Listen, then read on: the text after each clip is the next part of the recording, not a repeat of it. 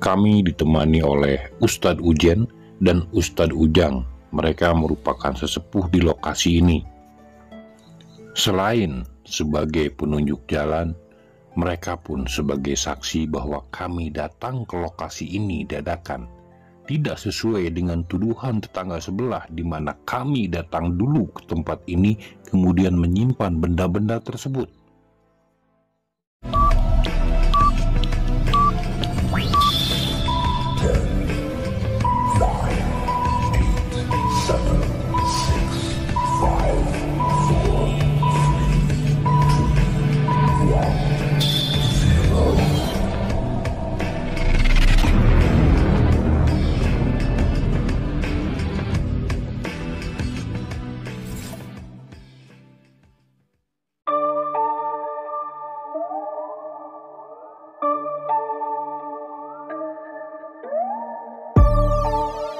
Assalamualaikum warahmatullahi wabarakatuh. Sampurasun. Terima kasih untuk teman-teman yang selalu mengikuti channel kami. Kami masih berada di Desa Gimbal, lanjutan dari konten kami sebelumnya, di mana konten sebelumnya kami menyusuri di bagian atas, dan kali ini kami akan mencoba menyusuri di bagian bawah atau yang disebut goa. Banyak sekali beredar mitos di lokasi ini. Ada yang menyebutkan bahwa di sini terdapat harta karun yang sampai saat ini belum ada yang sanggup untuk mengambilnya. Ada pula sebagian masyarakat yang menyebutkan bahwa di sini merupakan sebuah gudang senjata. Kata harta karun untuk masyarakat setempat pasti berasumsi bahwa di sini terdapat emas, permata, dan lain sebagainya. Yang dengan bahasa klise sampai saat ini tidak ada orang dan belum ada orang yang mampu untuk menemukannya.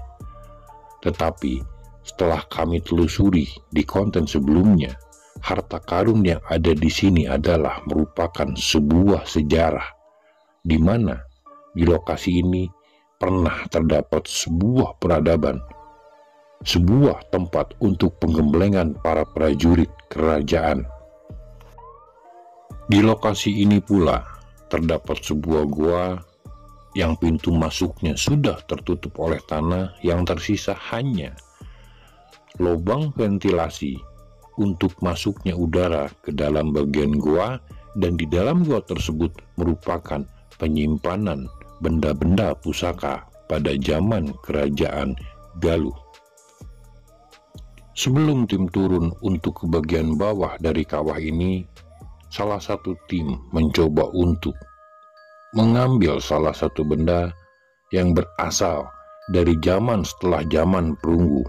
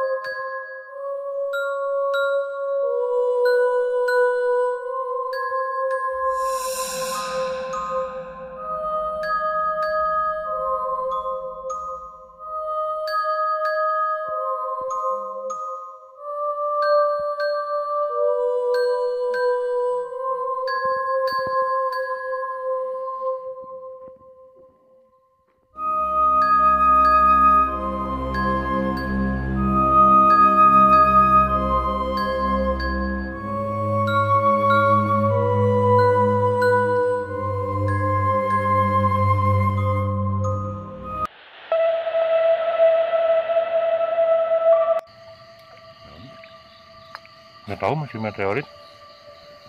Berasap dia.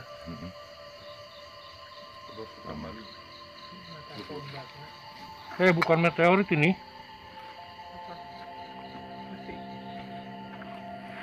Ini berarti pembaruan dari nikel dicampur baja ya. Berarti udah abad sekarang nih.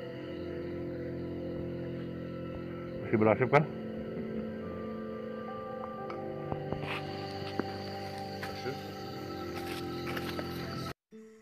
Benda yang kami dapat ini berbahan campuran antara baja dengan nikel, sehingga menjadi sebuah baja berkualitas tinggi, dan benda ini merupakan logam yang anti karat dan juga merupakan diamagnetik atau logam yang tidak menempel kepada magnet. Logam ini pun mempunyai kekuatan yang lebih keras dari baja yang biasa. Tim pun mulai melanjutkan perjalanan menuju ke bagian bawah, yaitu menuju ke gua. Kami ditemani oleh Ustadz Ujen dan Ustadz Ujang. Mereka merupakan sesepuh di lokasi ini. Selain sebagai penunjuk jalan, mereka pun sebagai saksi bahwa kami datang ke lokasi ini dadakan. Tidak sesuai dengan tuduhan tetangga sebelah di mana kami datang dulu ke tempat ini kemudian menyimpan benda-benda tersebut. Di lokasi bagian bawah ini ternyata medan yang harus kami lalui cukup susah. Ada bagian-bagian di mana kami harus menunduk karena tertutup oleh oyot-oyot. Dan ketika olah rasa dan olah pikir di tempat ini, ternyata Jepang pernah melewati lokasi ini, Jepang pernah melewati gua ini, menyusuri sungai Cikembang menuju ke Gunung Kembang dengan tujuan untuk mengambil dorpal. Isian dorpal inilah yang mereka ambil, di mana salah satu logam dari dalam dorpal ini mereka pergunakan sebagai bahan samurai. Ternyata di bagian tengah gua ini terdapat sebuah mata air. Dan di mata air tersebut, tanpa disangka, kami mendapatkan sesuatu yang buat kami sangat berharga sekali. Sebuah benda berbahan logam kraiman, yaitu logam yang paling keras, yang dipakai sebagai bahan samurai.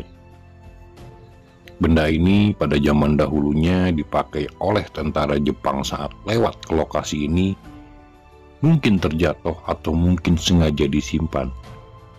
Yang akhirnya kami pun mengambil benda tersebut dan menyimpannya sebagai koleksi karena logam ini merupakan logam yang teramat sangat langka sekali. Logam ini sangatlah keras, meskipun pendek dan kecil, tetapi logam ini bisa memotong paku dengan mudah.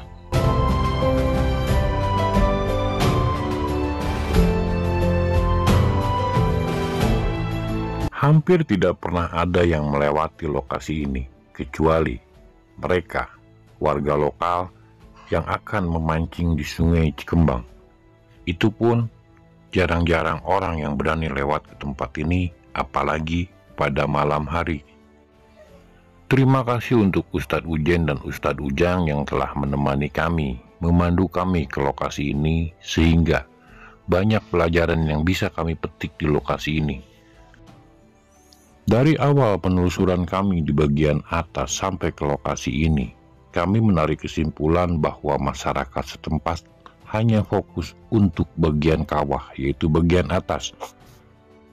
Sementara menurut kami bagian terpenting dari lokasi ini adalah bagian bawah, di mana di dalam gua tersebut terdapat bukti-bukti sejarah yang akan membawa kita untuk lebih mengenal leluhur kita. Lokasi yang kami injak saat ini pun bukan merupakan inti dari gua tersebut, karena gua inti kami hanya bisa melihat ventilasinya, sementara pintunya sudah tertutup oleh tanah dan hanya menyisakan sebuah lubang kecil. Entah itu ditutup secara sengaja atau memang tertutup seiring waktu oleh runtuhan-runtuhan tanah. Insya Allah ke depan kami pun akan mencoba dengan peralatan yang cukup membuka gua tersebut sebagai pembuktian. Fungsi menhir yang ada di lokasi ini hampir sama dengan menhir yang berada di Gunung Susuru, di mana menhir ini bukanlah makam. Menhir yang berada di sini hanya merupakan tanda dan simbol. Dan yang membuat menhir ini istimewa, lebih istimewa dari Gunung Susuru adalah menhir ini berasal dari hasil olahan peradaban sebelum kita, di mana menhir ini ketika kami pukul seperti memukul tiang listrik. Menhir ini berbahan sama dengan Gunung Padang Cianjur, Gunung Padang Majenang, dan Batu Jahim. Ada 3 ventilasi yang kami temukan untuk masuknya udara ke bagian inti goa. Sayang, kami tidak membawa peralatan yang cukup, karena memang harus dengan peralatan lengkap kita bisa membuka pintu goa yang ada di sini. Di konten sebelumnya, kami sempat menunjukkan sebuah susunan batu, di mana susunan batu tersebut adalah susunan batu baru, di mana dipercaya disitulah petilasan dari Eyang Wijaya Kusuma. Yang sempat jadi pertanyaan kami adalah kami tidak melihat itu adalah petilasan Eyang Wijaya Kusuma. Apakah untuk memunculkan nama tersebut sudah memakai Tritang Tudiri atau Trisula Diri, Naluri, Nalar, dan Nurani? Hanya memakai Naluri tanpa Nalar dan Nurani akan menjadi suatu kesalahan yang fatal di depan, yang justru akan menyesatkan generasi-generasi setelah kita. Mohon maaf dan ampun Paralun, tidak dalam artian kami lebih pintar atau sok pintar atau apapun itu, tetapi untuk membuat sebuah situs, untuk membuat sebuah keramat, dan untuk menyatakan sebuah keramat, kita benar-benar harus bisa menggunakan Tritang Tudiri tersebut, di mana satu sama lain adalah satu kesatuan, yaitu Naluri, Nalar, dan Nurani. Tanpa itu, kita justru akan dibodohi oleh rasa, dibodohinya mata batin kita, dan lain sebagainya, yang hanya akan dimanfaatkan oleh makhluk-makhluk astral yang berniat menyesatkan kita. Tuhan menciptakan 3 makhluk, yaitu malaikat, jin, dan manusia. Malaikat mempunyai akal dan tidak mempunyai nafsu. Jin mempunyai nafsu dan tidak mempunyai akal. Kita sebagai manusia memiliki keduanya. Manusia memiliki nafsu dan manusia pun memiliki akal. Sumber nafsu dari manusia berada di pusar. Dari pusar ke atas merupakan nafsu seperti jabatan, kekayaan, dan lain sebagainya. Dari pusar ke bawah adalah nafsu birahi atau syahwat. Yang kami takutkan dari susunan batu buatan tersebut adalah, kami tidak akan menyebutkan secara detail, cuma yang kami takutkan dengan dibuatnya susunan batu tersebut, ujung-ujungnya adalah uang yang berkedok agama. Bukan seperti itu untuk lebih memperbanyak santri, saudaraku. Bukan dengan seperti itu caranya untuk lebih mengharumkan nama pesantren. Karena tempat yang bukan merupakan sebuah petilasan kemudian dibikin menjadi sebuah petilasan asal-asalan atau palsu, justru itu akan fatal akibatnya di depan dan akan sangat menyesatkan generasi-generasi kita.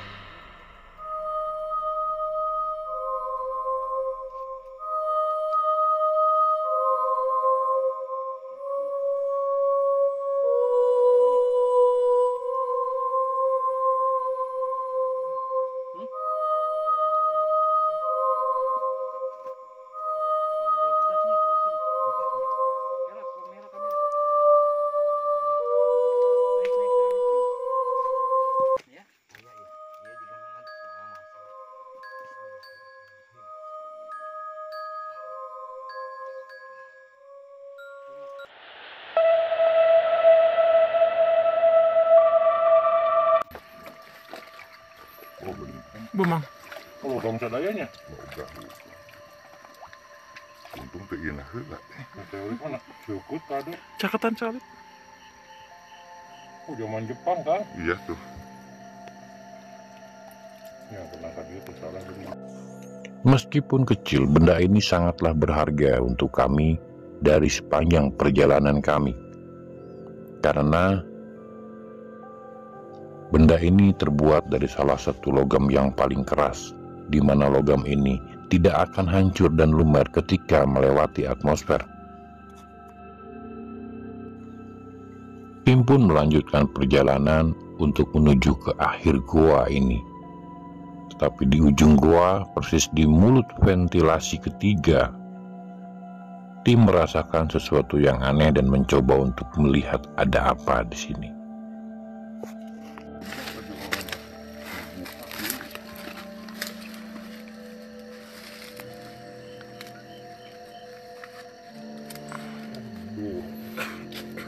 Gua ieu lawang.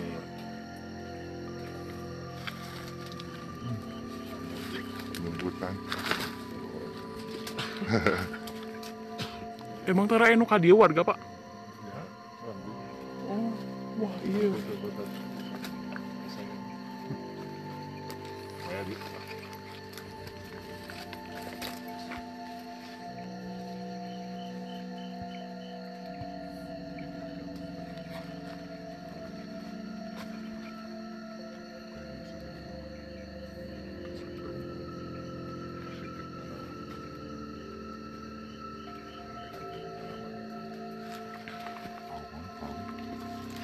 Gua itu lawang.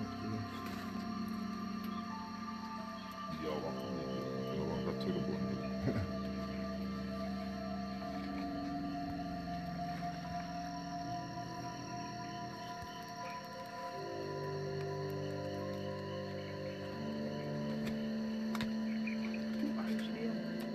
Hmm?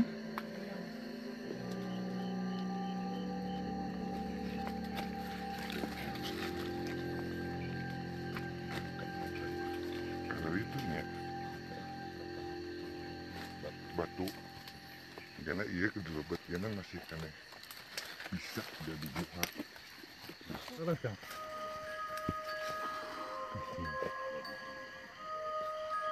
Yosnya tadi.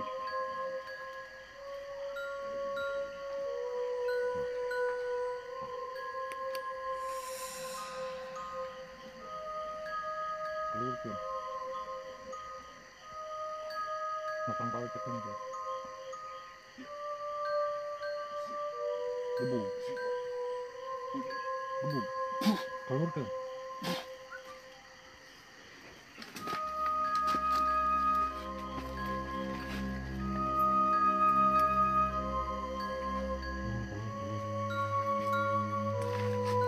Punten. Punten. Tenang. Mohon tah, eta ang.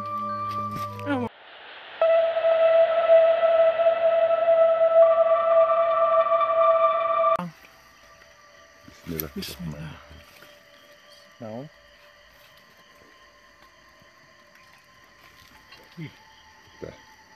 Meteoritnya. Meteorit.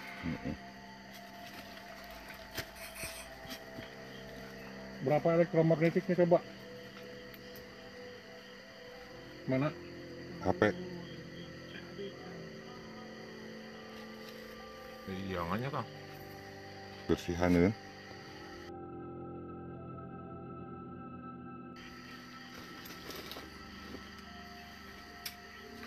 Coba suaranya. Nah, gedein volumenya biar kedengeran. Naik nggak?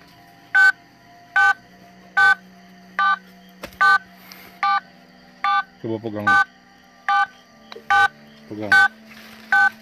Oke.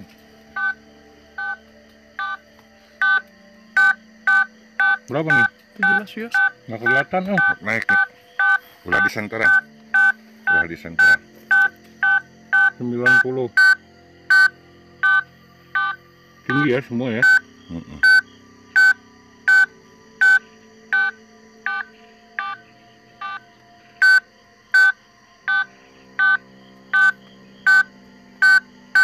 Jadi paling tinggi di pojok. Wah, mulai naik dia. 100 sampai Lebih dikit. Kalau kita cek dia sambil nyantai. mau asup. Mau ngasup sama di letak tadi dia mau ngasup. Tadi ya jalan deh. Tadi ya.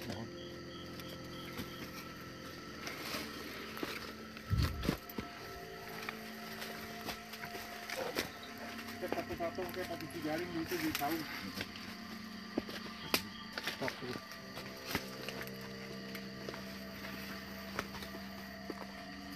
Bawa gini tau.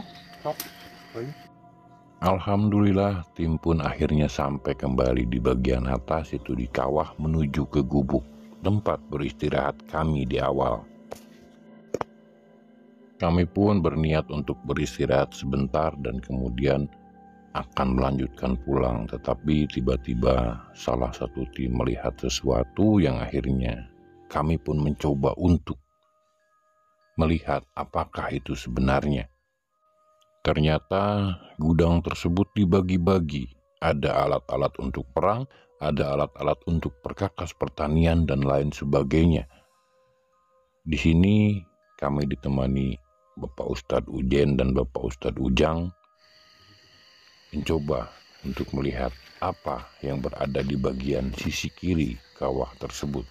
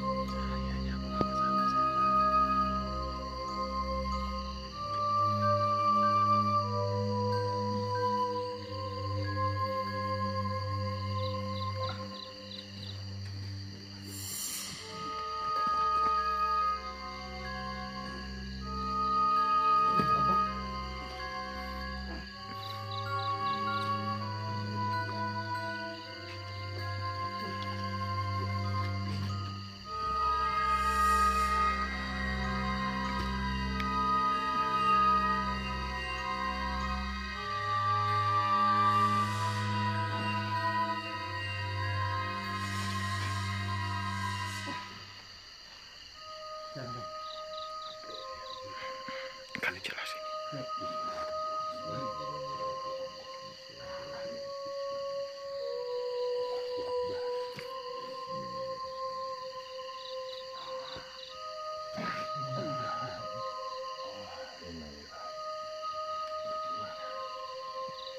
Ngebuat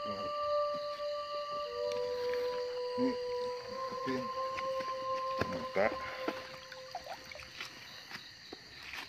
belum berat nah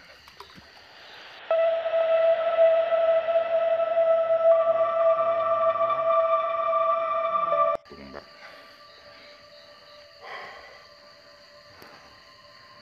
Si meteorit. Ayahnya jelasin namanya. Masih meteorit. Oh.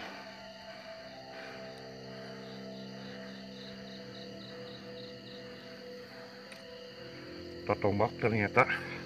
Segitu ngambilnya seperti susah kemarin.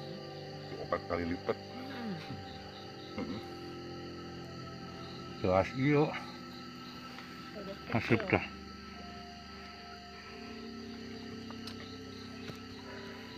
Bisa digonta-ganti matan berarti. Nah, benar. Mungkin itu. Terima kasih telah mengikuti perjalanan kami. Ikuti perjalanan kami berikutnya. Assalamualaikum warahmatullahi wabarakatuh.